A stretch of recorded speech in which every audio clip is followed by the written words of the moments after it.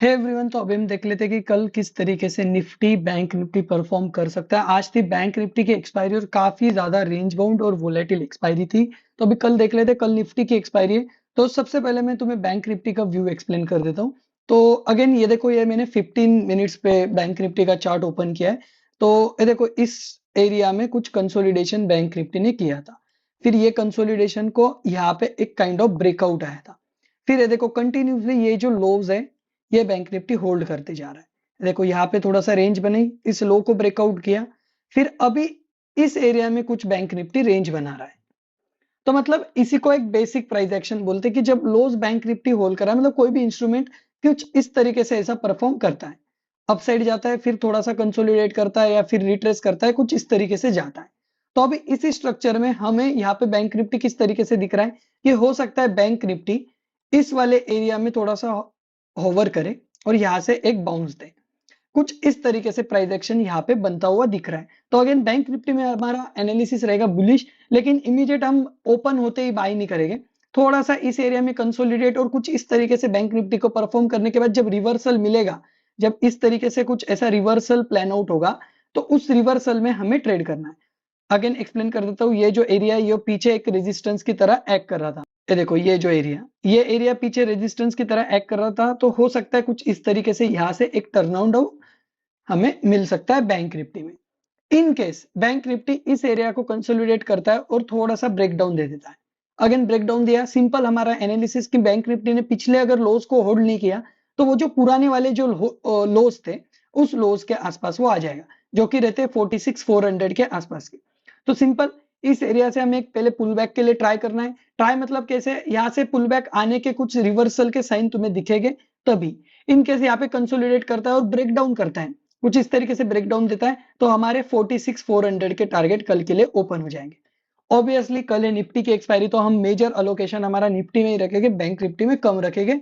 But अगर कोई bank Nifty में ट्रेड करना चाहता है तो वो इस तरीके से कर सकता है। सिंपल बोथ साइडेड एनालिसिस है। इन केस बैंक निफ्टी अगर कुछ गैप अप ओपन हो जाता है या फिर कुछ इस एरिया में ओपन हो जाता है, तो ये एरिया अगेन हमारे लिए एक शुरुआत में फर्स्ट हाफ में रेजिस्टेंस की तरह एक्ट करेगा। यहाँ से एक रेजिस्टेंस मुझे एक्सपेक्टेड है। फिर कंसोलिडेट करने के बाद अगेन जब ब्रेकआउट आएगा तो उस ब्रेकआउट में मैं पार्टिसिपेट करूंगा। और एक चीज यहाँ पे हो सकती है कि यहाँ पे कुछ इस तरीके से रेजिस्टेंस ले और रेजिस्टेंस के बाद ब्रेकआउट दे। तो इस वाले सिनारियो में मैं पार्टिसिपेट करना अवॉइड करूंगा, क्योंकि ऑलरेडी बैंक निफ्टी रनअप ले चुका होगा और ऊपर जाने के बाद कुछ इस एरिया से बैंक निफ्टी रेजिस्टेंस ले सकता है। क्योंकि जब भी बैंक निफ्टी ऊपर जाता है, एक नया हाई बनाता है और फिर एक रिट्रेसमेंट देता है। तो कुछ इसी तरीके से यहाँ पे हो सकता है, यहाँ पे कंसोलिडेट करने के बाद ऊपर जाए, नया हाई बनाए और रिट्रेस करे। तो इसीलिए मेरा, अगर इन केस यहाँ पे गैप अप में ओपन होता है, तो यहाँ पे मैं एक सेल साइड का अगर ट्रेड मिलता है, कुछ रेजिस्टेंस 5 ईएमए पे प्लॉट होता है तो वो लूंगा, या अदरवाइज अगर यहाँ पे ब्रेकआउट होता है तो ब्रेकआउट में मैं पार्टिसिपेट नहीं करूंगा। अगर यहाँ से मुझे कुछ लेवल पे अपसाइड मिलती है तो फिर यहाँ से मैं अपसाइड के लिए ट्राई करूंगा। यही रहेगा सिंपल बैंक निफ्टी के लिए एनालिसिस। अभी हम निफ्टी का देख लेते हैं। निफ्टी के एनालिसिस में क्या हुआ था, सिंपल देखो, ये एरिया थोड़ा सा कंसोलिडेशन वाला एरिया था, फिर इसे ब्रेकआउट किया और फिर ये जो लोज है, ये लोज होल्ड करते चल रहा था निफ्टी। देखो ये लोज होल्ड करते चल रहा था और नए हाई बनाते जा रहा था। अभी आज क्या हुआ, इस लो को ब्रेक डाउन किया और ये पुराने वाले लो को भी ब्रेक डाउन किया और ऑलमोस्ट इस लो के आसपास निफ्टी की क्लोजिंग आई। इसको हम बोलेंगे एक वीक क्लोजिंग। मतलब यहाँ पे Nifty kind of bank Nifty से वीक दिख रहा है और कल बाय द वे निफ्टी की भी एक्सपायरी। तो सिंपल इस लो को अगर कल निफ्टी कंसोलिडेट करके या फिर गैप डाउन में ब्रेक डाउन देता है, तो सिंपल है, हमारा फर्स्ट टारगेट रहेगा कुछ इस एरिया तक का 21,900 का।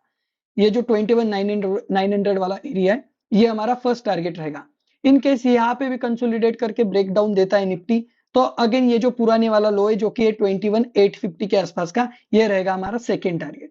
इसके बाद फिर अगर ट्रेलिंग करके तुम्हें नीचे का अगर ट्रेंड मिलता है तो तुम राइड कर सकते हो। मैं इस एरिया में प्रॉफिट बुक करना ज्यादा पसंद करूंगा। क्यों? क्योंकि मुझे लगता है कि यहाँ से एक बाउंस आ सकता है या फिर यहाँ से भी एक बाउंस आ सकता है, तो मैं इस एरिया में एक प्रॉफिट बुकिंग का सिनारियो सोचूंगा।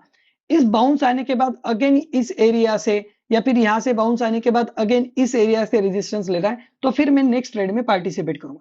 तो फर्स्ट मेरा ब्रेकडाउन वाला ट्रेड कैसे रहेगा, सिंपल, इस एरिया को लो तोड़ता है, इस एरिया को कंसोलिडेट करके ब्रेकडाउन देता है, तो अगेन 21,900 जो कि हमारा प्रीवियस एक पाइवोट था, वहां तक का फर्स्ट टारगेट लेंगे और 21,850 ये रहेगा हमारा सेकेंड टारगेट।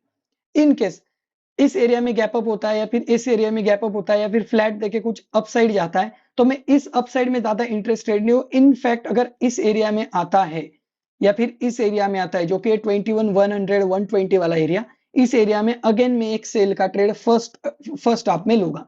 यहाँ पे एक रेजिस्टेंस मुझे एक्सपेक्टेड है। इन केस इस रेजिस्टेंस का ट्रेड वर्क करता है तो इसे ही मैं ट्रेल करूंगा, बट हो सकता है यहाँ पे कंसोलिडेट करके ब्रेकआउट करे। तो अगेन इस ब्रेकआउट में मैं पार्टिसिपेट नहीं करूंगा, ना इस ब्रेकआउट में मैं ट्रेड करूंगा। बस इस ब्रेकआउट के बाद अगेन अगर इस एरिया से मुझे रेजिस्टेंस मिलता है तो मैं यहाँ से रेजिस्टेंस वाला ही ट्रेड प्रेफर करूंगा। क्यों मैं इस तरीके से तुम्हें बता रहा हूँ, क्यों मैं निफ्टी में बियरिश हूँ, क्योंकि निफ्टी ज्यादा वीकनेस शो कर रहा है as compare to Bank Nifty, और निफ्टी में बुलिश ट्रेड से ज्यादा मुझे बियरिश ट्रेड में ज्यादा कन्विक्शन है। तो इन केस अगर बुलिश ट्रेड आता है तो मैं 25 क्वांटिटी में ही ट्रेड करूंगा, बट बियरिश ट्रेड में मैं 100 क्वांटिटी में ट्रेड करूंगा। मतलब ये एक रेशो बता रहा हूँ, तो ज्यादा क्वांटिटी मेरी बियरिश ट्रेड में ही रहेगी। तो जो रेजिस्टेंस रहेंगे, इस एरिया के जो रेजिस्टेंस रहेंगे उसे मैं ज्यादा से ज्यादा स्पॉट करूंगा और उस एरिया से ही ट्रेड करूंगा। सो इन शॉर्ट मेरा कल निफ्टी में हल्का सा बियरिश बायसनेस रहेगा, बट मैं रेजिस्टेंस पे ही ट्रेड लूंगा। ओपन होते ही इमीडिएट गैप अप ओपन हुआ तो मैं इमीडिएट ट्रेड नहीं लूंगा, एक रेजिस्टेंस एरिया पे शॉर्ट करूंगा। और इन केस इस एरिया के नीचे फिसलता है, गैप डाउन होता है, तो अगेन 21 900 के लिए मैं फिर प्ले करूंगा। तो यही रहेगा निफ्टी के लिए क्लिस्टर क्लियर एनालिसिस, और इसी तरीके के एनालिसिस के लिए तुम चैनल को सब्सक्राइब कर सकते हैं। Bye bye, take care. और बाकी लाइव मार्केट में मैं जो टेलीग्राम चैनल है वहां पे भी मैं लाइव मार्केट में बहुत सारी अपडेट लाने वाला हूँ और बहुत सारे चार्ट अपडेट भी लाने वाला हूँ, तो उसे भी तुम ज्वाइन कर सकते हैं। बाय बाय, टेक केयर, ध्यान रखिए सब लोग अपना।